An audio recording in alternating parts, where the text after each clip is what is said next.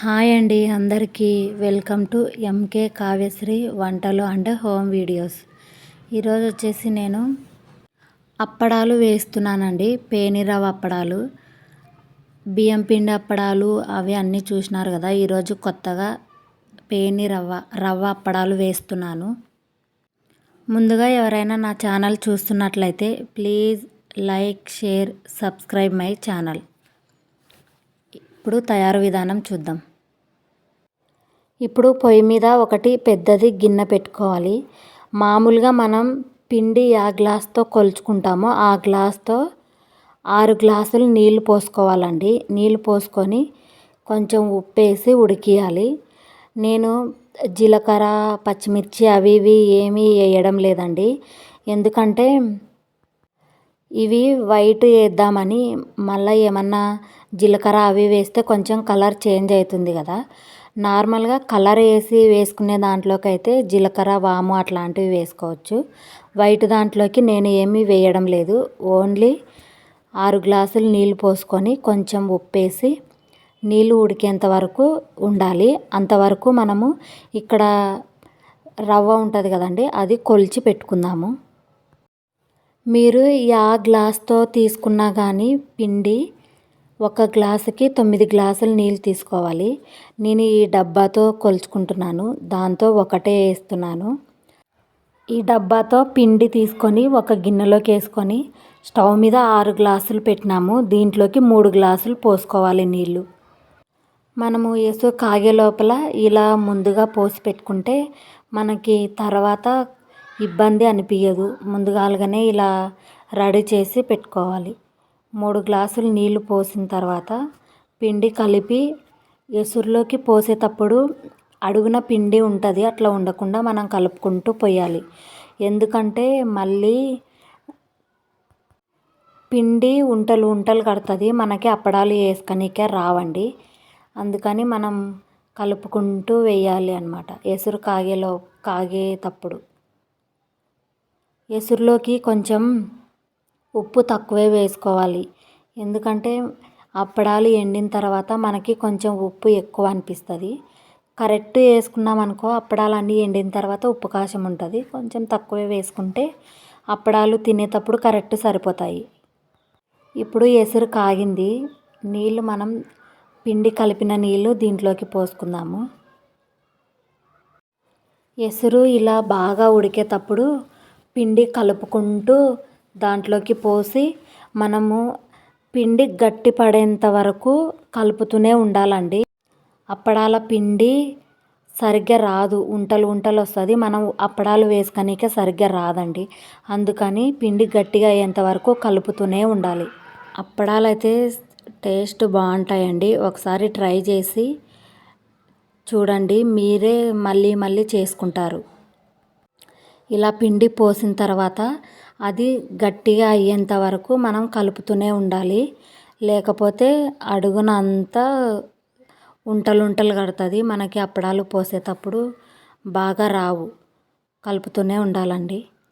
కొంచెం కొత్త వాళ్ళైతే చిన్న గ్లాసే ట్రై చేయండి. ఎందుకంటే ఎక్స్పీరియన్స్ లేని వాళ్ళు మరీ ఎక్కువ వేసుకొని పిండి వేస్ట్ చేసుకునే బదులు ఇలా 1 గ్లాసు చిన్నది వేసుకొని కలుపుకుంటే బాగుంటుంది.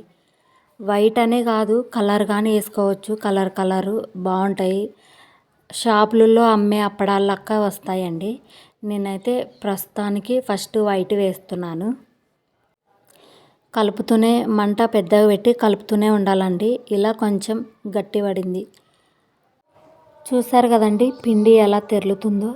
ఇలా వీడియోలో చూపించినట్లు సేమ్ టు సేమ్ చేసుకుంటే మీకు అప్పడాలు చాలా బాగా వస్తాయి. బియ్యం పిండి అప్పడాలు కొంతమందికి వస్తాయి, కొంతమందికి రావు. ఈ పేనిరవ అప్పడాలు అయితే ఎవరు వంట రాని వాళ్ళు కూడా చేయొచ్చండి. ఈ అప్పడాలు ఈజీగా వస్తాయి చేసేకి. మనము ఎక్కువ కష్టపడాల్సిన అవసరం కానీ లేదు. ఇలా ఊరికే సింపుల్గానే వేసుకోవచ్చు. పిండి ఉడికిన తర్వాత పక్కన పెట్టి ఒక 5 నిమిషాల తర్వాత అప్పడాలు వేస్తున్నానండి. వేడిగా ఎందుకు అని ఇలా వీడియోలో చూపిస్తున్నట్లు వేసుకుంటే సరిపోతుందండి. మనకి చిన్నగా కావాలంటే సగం సగం గెంట వేసుకోవాలి, లేదు పెద్దగా కావాలంటే ఒక గెంట అయినా పోసుకోవచ్చు. మన ఇష్టం అండి, మనకి ఎంత పెద్దగా కావాలంటే అంత పెద్దగా పోసుకోవచ్చు. ఎలా పోసినా అప్పడాలు మీరు ఎలా తీసినా పర్ఫెక్ట్గానే లేస్తాయి, తునిగిపోవడం అట్లాంటిది ఏమీ జరగదు. నేనైతే ఇలా పోస్తున్నాను, అంత చిన్నగా కాదు అంత పెద్దగా కాదు, మీడియం సైజులో పోసుకుంటున్నాను. వైట్ అప్పడాలు కదండి, ఏమీ వేయలేదు. మనము జీలకర్ర వేసినా కానీ అప్పడాలు కొంచెం కలర్ చేంజ్ అవుతాయి, ఎల్లో కలర్ వస్తాయండి, అందుకనే మామూలుగానే వేస్తున్నాను. అప్పడాలు వేసిన తర్వాత ఒక 2 రోజులు ఎండలో బాగా ఎండనివ్వాలండి. ఎండలో ఎంత బాగా ఎండితే మనకి అప్పడాలు ఎక్కువ రోజులు నిల్వ ఉంటాయి. కొంచెం సరిగ్గా ఎండకపోయినా కానీ కొంచెం వాసన వస్తుంటాయి, అందులో మెయిన్ నూనెలో వేగవు, అందుకని అప్పడాలు బాగా ఎండబెట్టుకోండి. ఒకరోజు వైటు, ఇంకో రోజు ఎల్లో, ఇంకో రోజు గ్రీను, ఇంకో రోజు ఆరెంజ్, అలా కలర్ అప్పడాలు వేసుకొని పిల్లలకి వేయించి పెడితే బాగుంటాయండి, బాగా తింటారు పిల్లలు, ఇంట్రెస్ట్ ఎక్కువ చూపిస్తారు తినడానికి. క్లాత్ మీద కంటే ఇలా కవర్ మీద పోసుకుంటే అప్పడాలు మనకి తీసేకి ఈజీగా ఉంటుందండి. క్లాత్ మీద అయితే నీళ్ళు జల్లి తీయాలి, కొంచెం కష్టం అనిపిస్తుంది. ఇలా కవర్ మీద అయితే అలా ఏం అవసరం, ఎక్కువ కష్టపడాల్సిన అవసరం ఉండదు, ఈజీగా తీస్తేనే వస్తాయి. చూసారు కదండి అప్పడాలు ఎలా వేసానో. ఇవి 2 రోజుల తర్వాత ఇలా ఎండబెట్టిన తర్వాత ఇలా వచ్చినాయండి.